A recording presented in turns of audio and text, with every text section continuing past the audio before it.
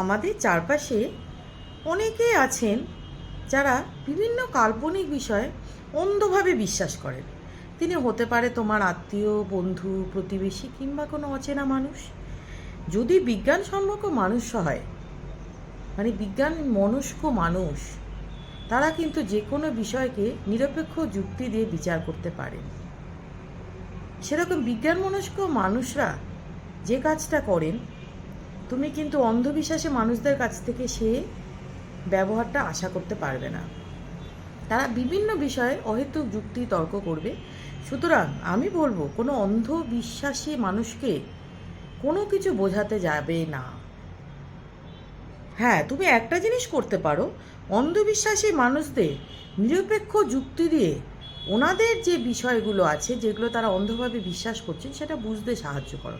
তাহলে তো আস্তে আস্তে আমাদের সমাজে বিজ্ঞান মনস্কতা এই বিষয়টা প্রসারিত হবে, যাতে ওনারা নিজেরাই বুঝতে পারেন কোনটা কাল্পনিক বিষয় আর কোনটা বাস্তব বিষয়। সুতরাং আমরা আজকের ভিডিওটাতে মেইন বিষয় হলো যে কাল্পনিক বিষয়কে যারা অন্ধভাবে বিশ্বাস করেন তাদের সঙ্গে তর্ক করতে যেও না।